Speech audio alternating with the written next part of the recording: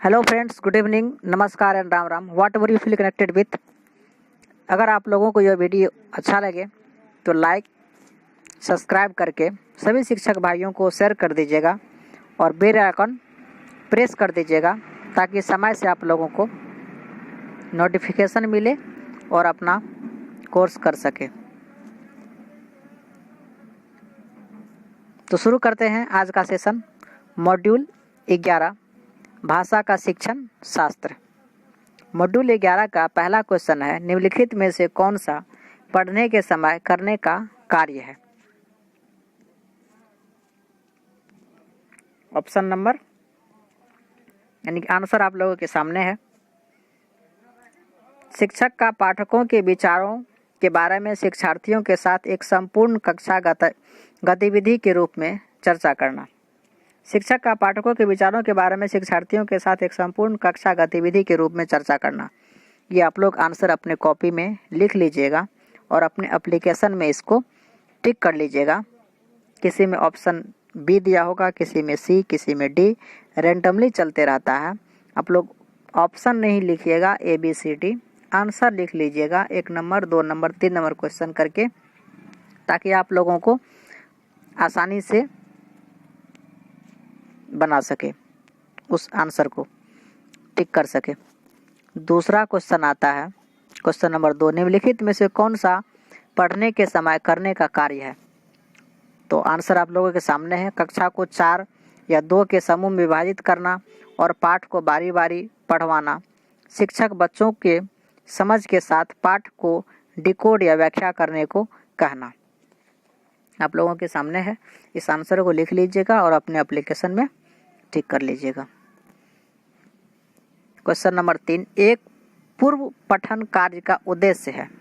एक पूर्व पठन कार्य का उद्देश्य है कठिन शब्दों को खोजने के लिए शिक्षार्थियों को स्वयं पढ़ने के लिए कहना। आंसर आप लोग अपने कॉपी में लिख लीजिएगा और एप्लीकेशन में टिक कर लीजिएगा।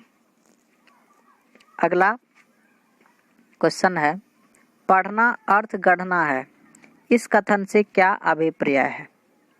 तो आंसर आप लोगों के सामने है। पढ़ना पाठ के विचारों को समझना है। पढ़ना पाठ के विचारों को समझना है। उसके विचारों को समझेंगे तब वो पढ़ने का एक सही अर्थ होगा। उनके विचारों को जब तक नहीं समझेंगे तब तक पढ़ना एक सही अर्थ नहीं होगा। अगला क्वेश्चन है, वर्तमान भाषा सीखने के नज़रिए से निम्नलिखित में से कौन सा सच है। वर्तमान भाषा सीखने के नज़रिए से निम्नलिखित में से कौन सा सच है या सही है। तो इसका आंसर हो जाएगा आप लोगों के एप्लीकेशन में नीचे में इसका आंसर होगा। ये आंसर जिस ऑप्शन में नज़र आएगा, सुनना, बोलना, पढ़ना, लिखना, ध्यान देना और सोचना एक साथ विकसित होता है। इस ऑप्शन को आप लोग टिक कर लीजिएगा जिस ऑप्शन में आप लोगों को मिले। जैसे कि मुझे मिला है ऑप्शन नंबर 1 सत्य है। आप लोगों में जिस ऑप्शन में मिले ऑप्शन नंबर 1 वो सही कर लीजिएगा। अगला क्वेश्चन है, जब बच्चे स्कूल में प्रवेश करते हैं तो हमें मौखिक कार्यकरण साधनों के माध्यम से भाषा के साथ परिचित कराना। मौखिक कार्य साधनों के माध्यम से भाषा के साथ परिचित कराना। ये आंसर आप लोग लिख लीजिएगा और अपने एप्लीकेशन में सही कीजिएगा। अगला क्वेश्चन है, निम्नलिखित में से कौन सा कथन सही है। तो इसमें सीधा आंसर कथन 3 और कथन 4 सही है। आप लोग देख लीजिएगा कथन 3 और कथन 4 किसमें है। इसमें कोई अंतर नहीं है। कथन 3 और कथन 4 जिसमें जिस ऑप्शन में दिखेगा उसको टिक कर दीजिएगा, सही हो जाएगा।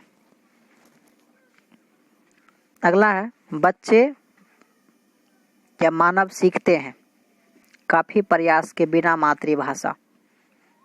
काफ़ी प्रयास के बिना मातृभाषा जिस ऑप्शन में आप लोगों को मिलेगा टिक कर लीजिएगा एप्लीकेशन में।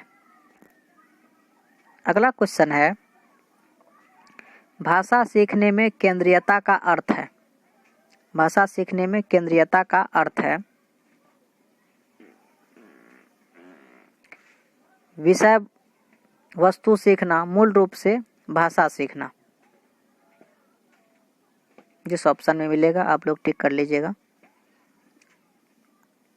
अगला क्वेश्चन है मातृभाषा आधारित बहुभाषिकता क्या है। मातृभाषा आधारित बहुभाषिकता क्या है। सभी बच्चों को अपनी मातृभाषा में स्कूली शिक्षा शुरू करते हैं और कई भाषाओं को जोड़ते हुए आगे बढ़ते हैं। सही बात है, बच्चे जब भी स्कूल आते हैं तो अपनी मातृभाषा लेकर आते हैं।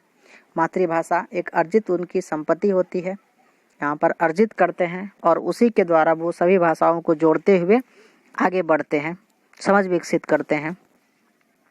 आंसर लिख लीजिएगा, जिस ऑप्शन में दिखाई देगा उसमें आप लोग सही कर लीजिएगा। अगला क्वेश्चन है भाषा सीखने में रणनीति के रूप में बहुभाषिकता का क्या अर्थ है।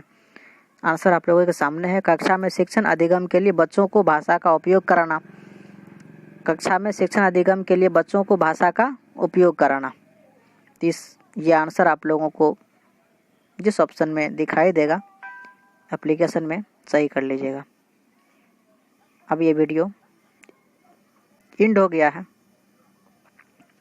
अच्छा लगा हो तो आप लोग इसको सब्सक्राइब कर दीजिएगा, लाइक कर दीजिएगा और सभी शिक्षक बंधुओं को शेयर कर दीजिएगा ताकि हम भी मोटिवेट हो सके और ज़्यादा से ज़्यादा वीडियो आप लोगों के लिए बना सके और आप लोगों को निरंतर मदद कर सके।